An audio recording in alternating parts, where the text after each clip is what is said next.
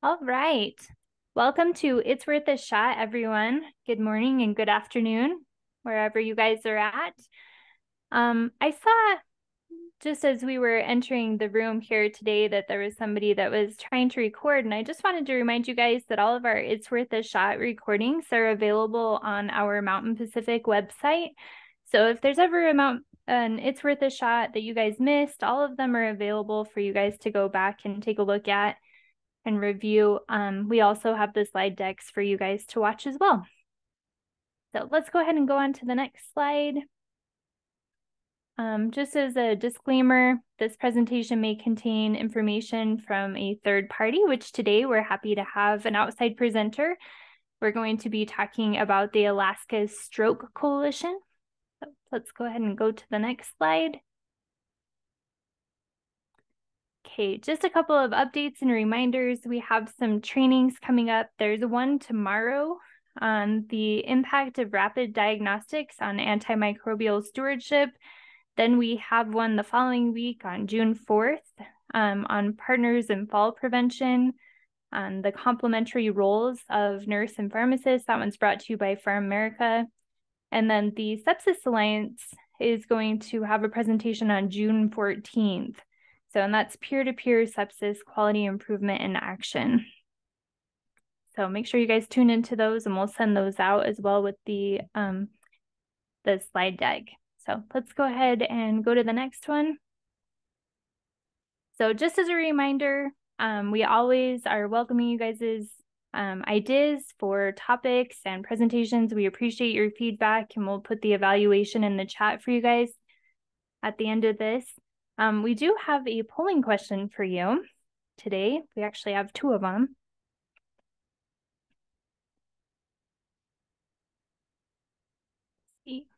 All right, so for the first question, we want your feedback.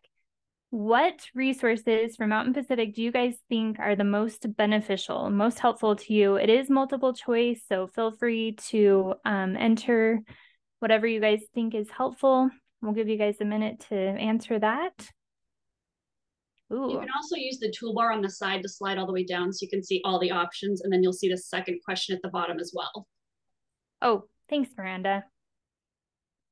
And then the second question, if you guys would just put it in the chat, we just want to know what ways we can provide some additional support in the upcoming year. So like I said, please drop those answers in the chat. We appreciate your feedback. It really helps guide our work and, some of the resources that we bring to you guys.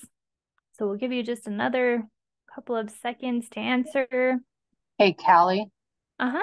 Hi, it's Jolene. I just noticed on the it is single choice, not a multiple choice. So if you have more than one that you want to list, just drop them into the chat. Oh, thank you, Jolene. Sorry for the mistake on that. So yeah, we'll take a look in the chat. So thank you for capturing that.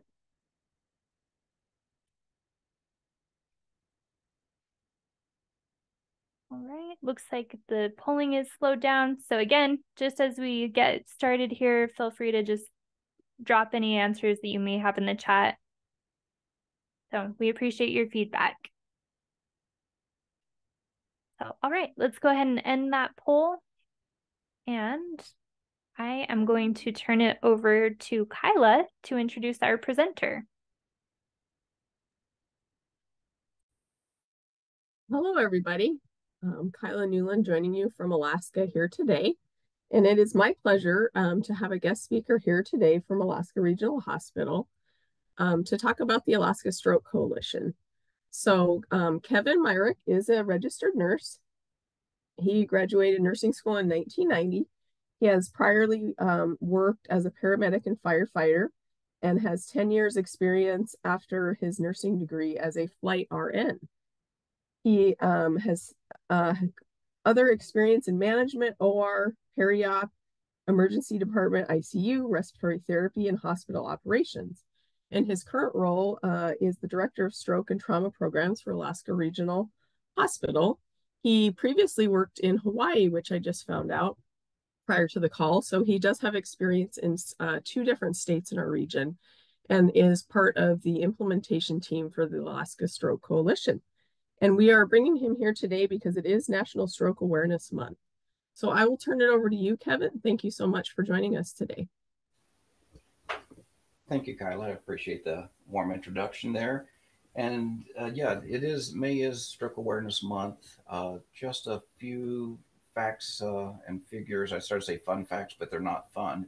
A few facts and figures just regarding stroke is over half of stroke deaths occur in the female population.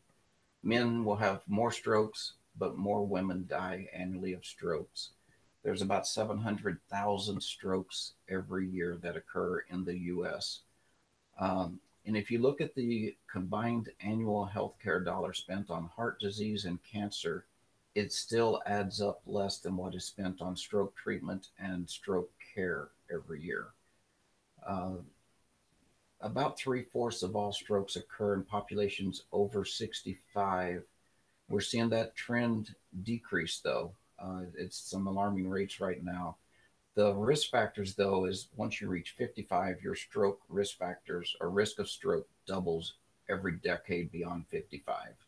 So, it is something that is very prevalent, prominent, and something that a lot of us can do things to protect against, and may not prevent a stroke, but our quick actions may prevent the permanent disability and death from a stroke. And that's what our coalition does. The Alaska Stroke Coalition was founded last year.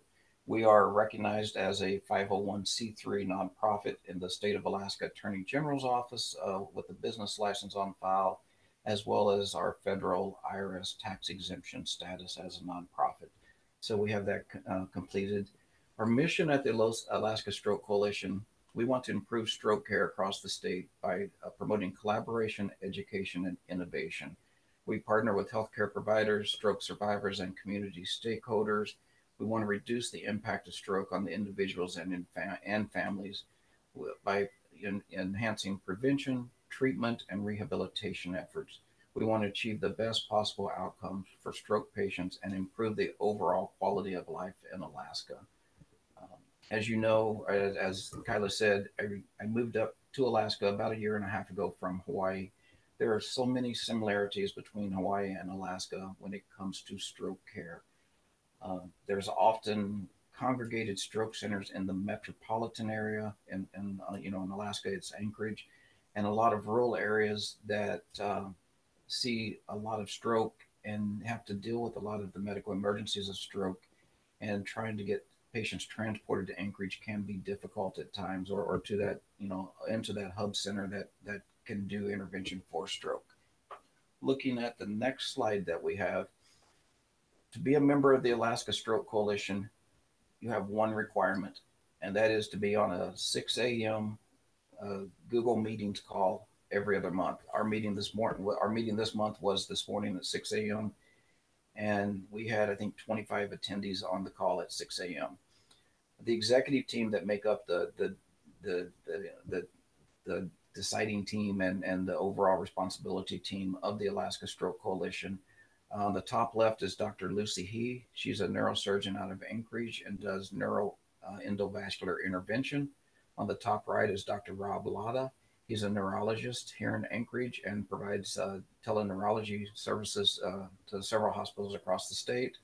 I'm on the bottom left. Bottom center is Amber Simonetti. She is a nurse. She is the stroke and chest pain manager at Mat-Su Regional in Wasilla.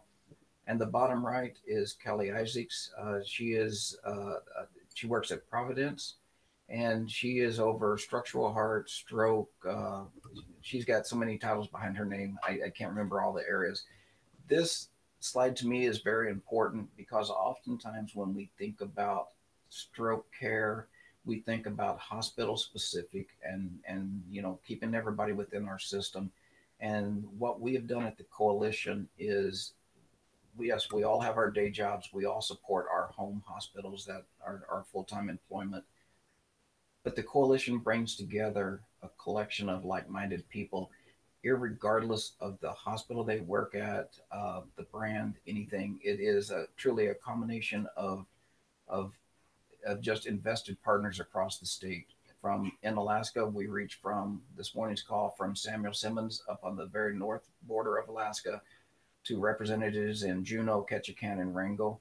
Uh, from Anchorage up through and down through the Central Peninsula, the South Peninsula, through Bethel to the west, and Kotzebue up on the northwest, and Fairbanks in the interior.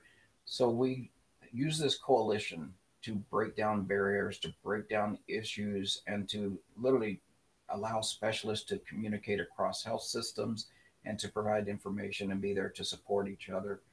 We're there to answer questions, to provide support, and oftentimes just be a sounding board to hear people talk. On our next slide is the reason why we do it. As I gave you some of the stats earlier, a stroke occurs every 40 seconds. Every minute that the brain is not getting the oxygenated blood it needs to have, either from an ischemic stroke or hemorrhagic stroke, you lose 1.9 million brain cells each minute. Once you lose a brain cell, it cannot and does not regenerate. So what's lost is lost. That's why time is of essence. And that's why there are guidelines and procedures in place to reduce as many minutes as possible. Because from the time we're about 2 to 3 years old, our brain cells are formed. And as we age, the loss of 1.9 million brain cells a minute, and say a stroke that takes 2 hours to get to a hospital or to get to treatment on, can be a significant disability and can completely change someone's life. In Alaska, on the CDC data guide from 2021, it is rated as the 5th leading cause of mortality in Alaska.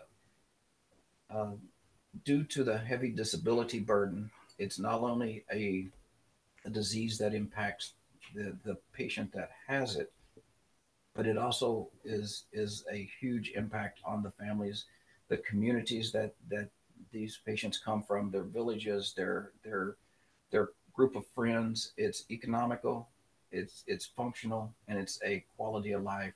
So oftentimes other members of the household have to work more jobs and extra work to pick up for the decrease in monies coming into the household because the person with the stroke is not able to work anymore.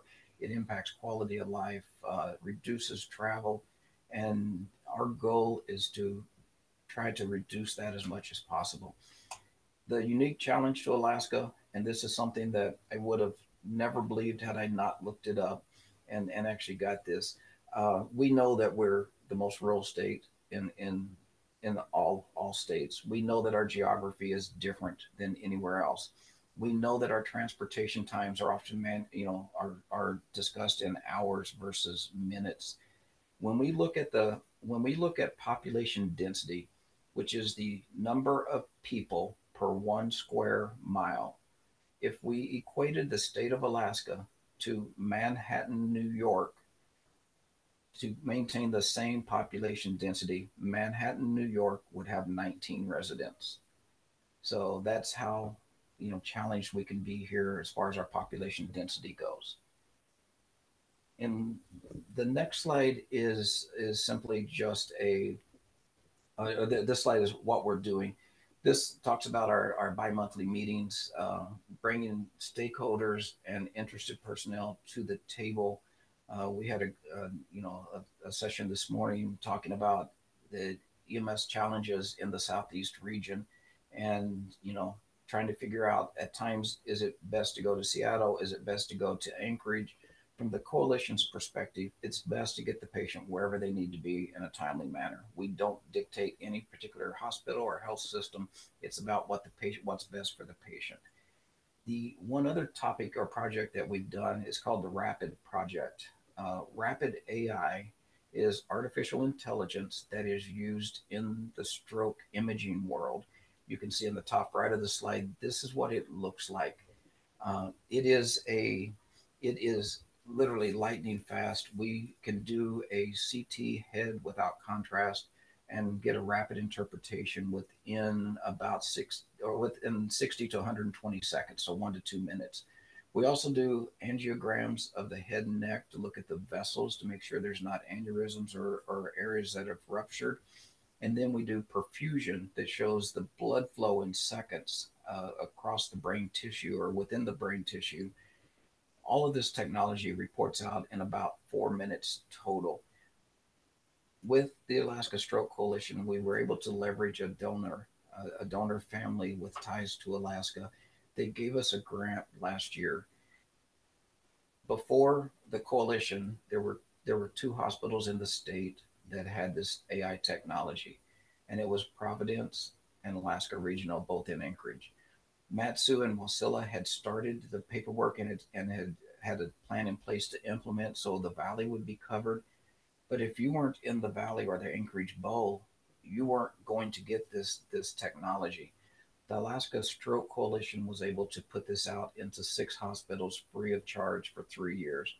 To equate that to a monetary amount, we just cut a check for $170,000 for those 6 hospitals.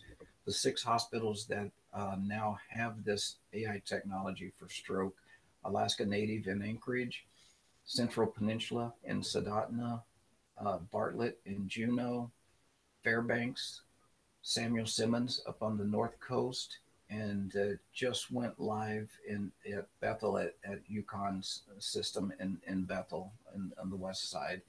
We're looking at population density, where kind of the hubs were for patients in those regions to go to.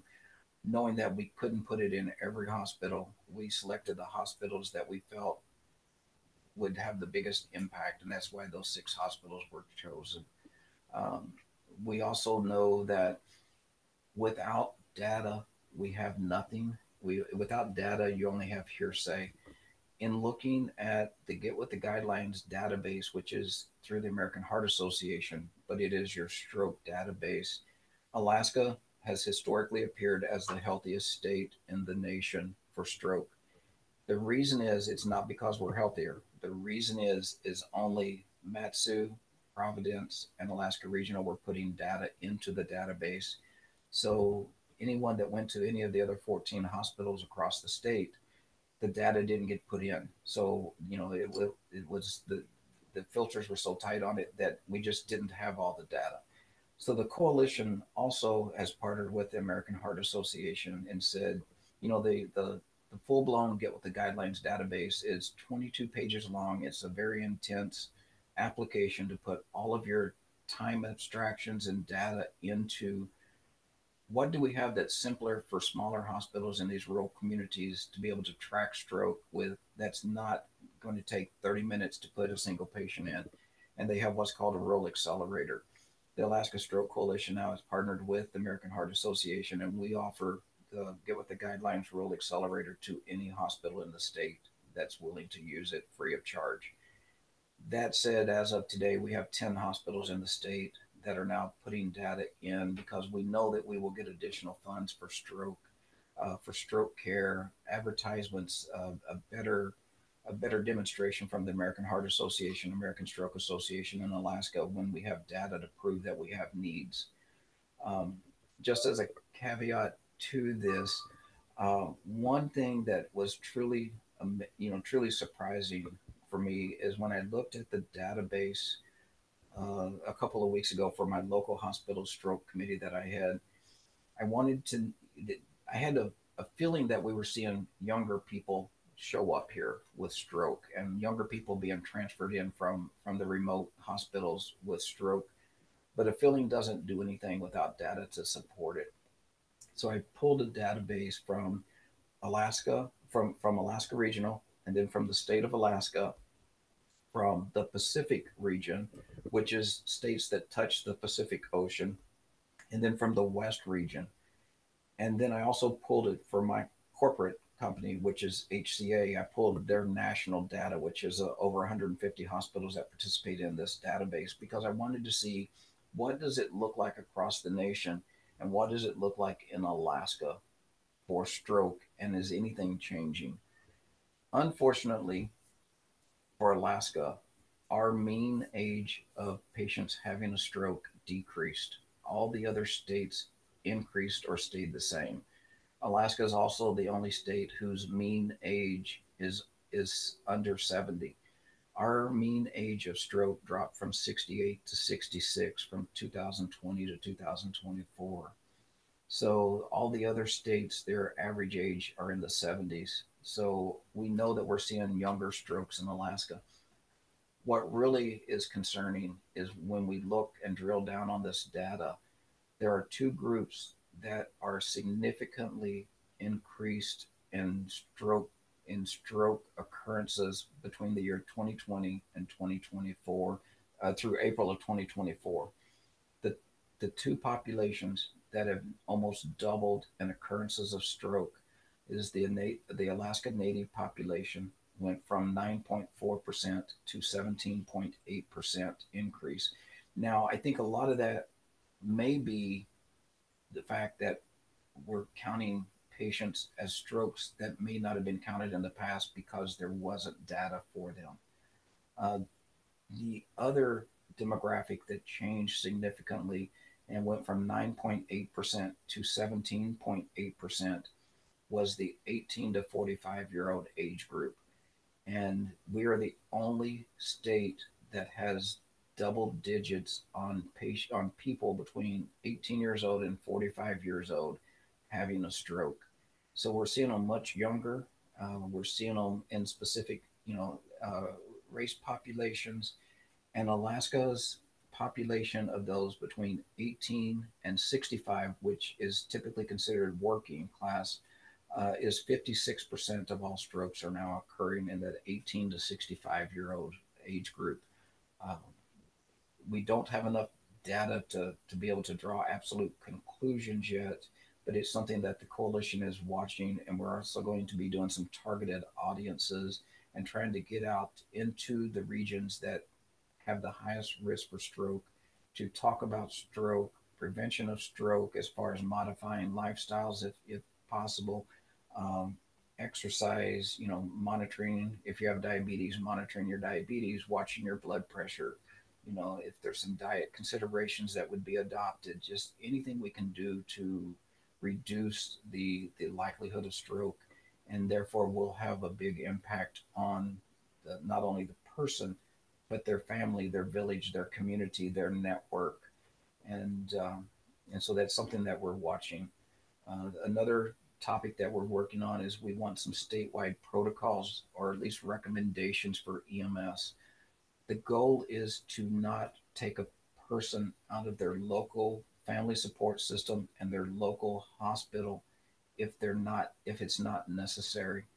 But if it is necessary for a patient to get to Anchorage for an intervention to physically remove that blood clot from the brain, we want to get the patient to Anchorage as quick as possible and not have delays on patients going to hospitals only, by one plane, only to have another plane called to bring them into Anchorage.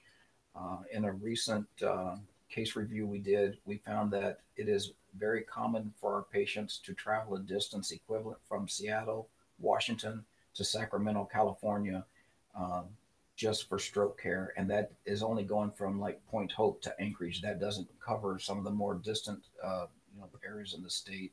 So a lot of work going on with EMS agencies and their medical controls and trying to come up with processes that follow evidence-based American Heart Association guidelines for getting the patient to the right place as quick as possible. And on the next slide is just, this will be in the slide deck. It's just a QR code that you can scan to see our website, to see what we're doing and to stay in contact with us. And if you want to join, like I said, it's just getting up at 6 a.m. and being on a call, on a virtual call. The last slide I have is going to give a little bit of explanation. This is a patient that came in with a stroke. The top picture is where that red arrow is where the blood clots on the right were blocking that entire vessel that fed that area. That was their speech center. This person came in unable to talk and unable to move one side of the body. We went to our cath lab with Dr. He. She went in through the wrist, up through the artery, into the brain. She pulled those blood clots out, and then you can see on the bottom picture where that whole arterial tree is restored. This patient left 3 days later with no disability. Had this patient not had this procedure, they would have not been able to speak or speak clearly the rest of their life and would have had paralysis on one side of their body. And that's how lucky this patient was to get to the right place at the right time, and how fortunate we are to be able to do that procedure.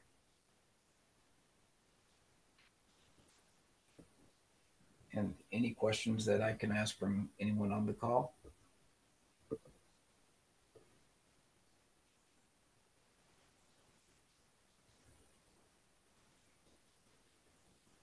Kevin, thank you so much. I think I'm just speaking to your point about the data, and we really don't know what we don't know if we don't have data. And so I think the work that you're doing is awesome to really give us the real picture of what's going on so that we can help improve stroke care and stroke prevention. Does anybody have any questions? And our goal is to partner with organizations like yours. Any place that we can any place that we can get to get the word out. That is our coalition's goal.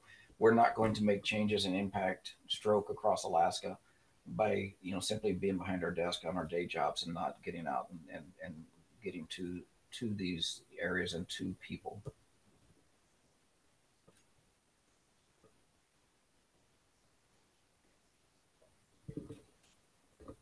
Well, all this information will be sent out in our follow-up email. So if you are in Alaska and you'd like to join the coalition, I would encourage you to do that.